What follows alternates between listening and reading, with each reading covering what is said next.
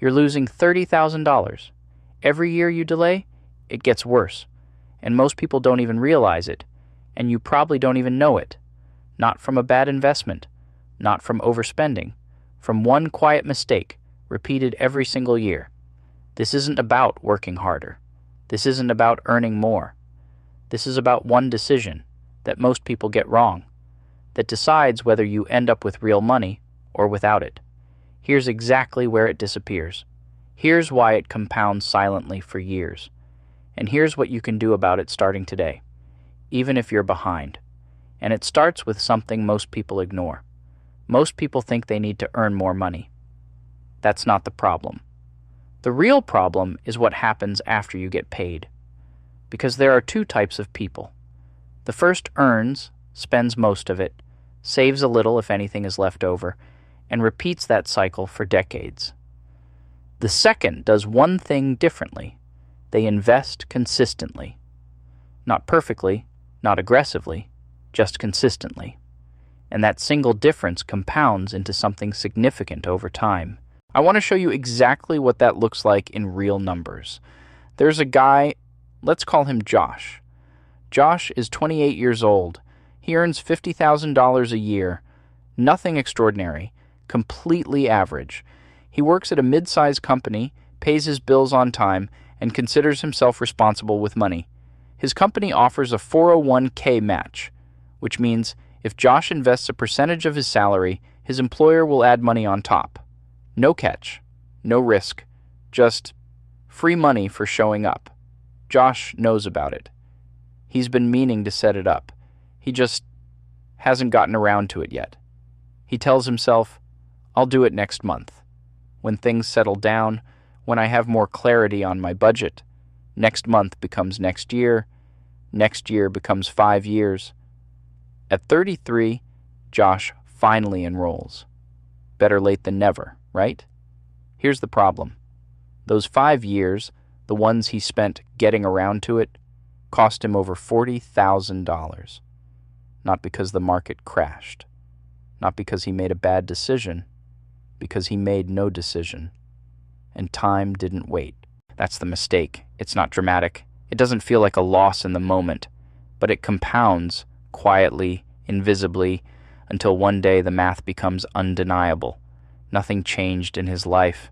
Same job, same salary, just 5 years, gone. Let me make this concrete. If Josh invests 6% of his income, that's $3,000 a year, and the company matches 50% of that, he gets an extra $1,500 every single year. Zero risk, zero skill required, free money, just for participating, and people still ignore it. $1,500 every year, gone, not once, not twice, every single year. Over 20 years, that's $30,000 in free money, walked away from. But it doesn't stop there. That money doesn't just sit there, it grows, quietly, year after year, invested into something simple like an S&P 500 index fund, which has historically returned around 7% per year after inflation. That $30,000 becomes $50,000 or more. Same income, same job, completely different outcome. That's not a story about working harder. That's a story about one overlooked decision, compounding quietly in the background for years. Now let me show you the other side of this, because I know what some of you are thinking. I don't have a 401k. I started too late. This doesn't apply to me. Let me introduce you to someone else. Let's call her Maria. Maria is 41. She spent her 30s raising 2 kids, switching jobs, dealing with life. Investing was always on the list, just never at the top of it. By the time she sat down and actually looked at her retirement account, the number made her sick.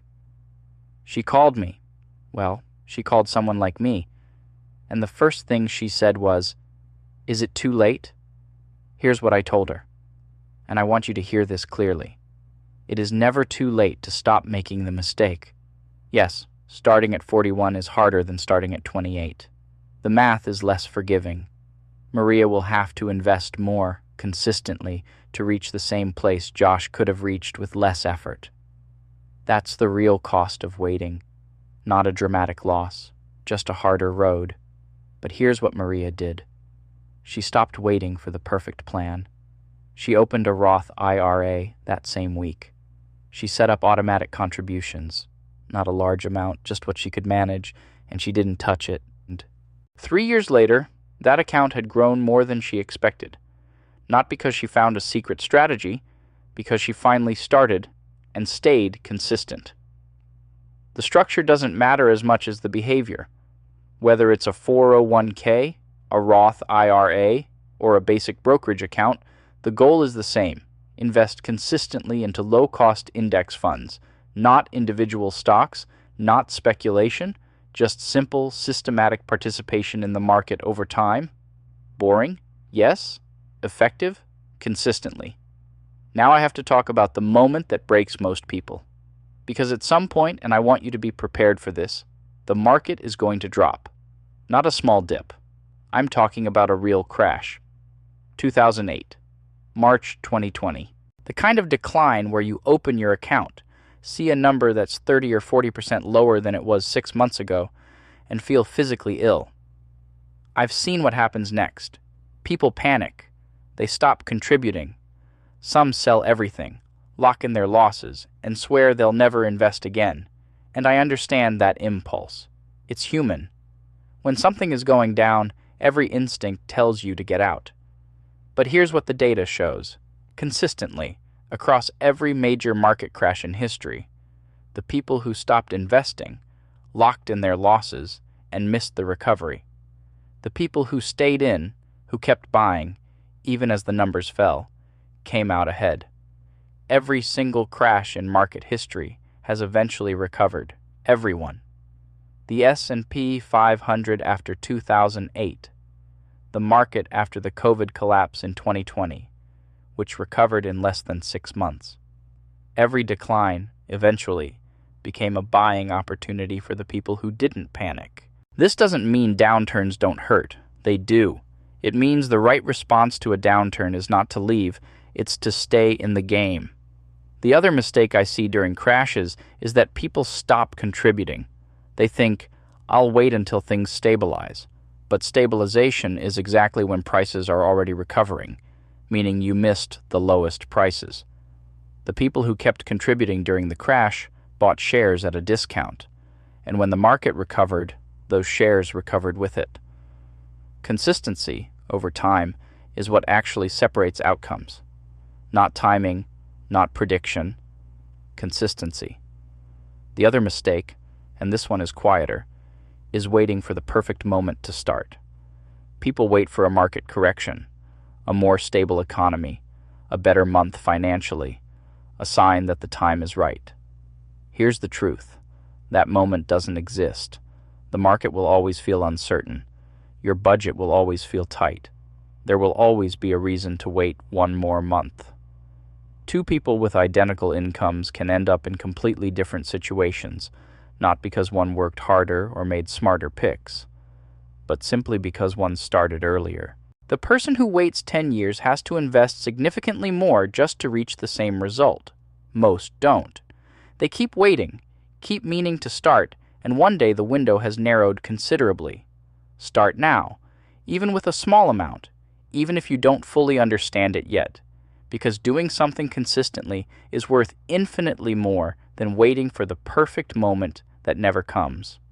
So, if there's one thing I want you to take from this, you don't need to be perfect. You don't need a lot of money to start. You don't need to predict what the market is going to do. You just need to start and not stop. Josh waited 5 years and lost $40,000. Maria waited a decade and had to work twice as hard to catch up. And the people who panic sold during crashes locked in losses they never had to take. The gap between retiring with nothing and retiring with real financial security often comes down to that one decision, made early, repeated quietly, never stopped. Most people delay. They assume they'll figure it out later, but later is when the cost shows up. And by then, it's expensive to fix. Start now, even small, even imperfect. If you don't want to be the person who realizes this too late, hit subscribe, because most people won't fix this, but you still can.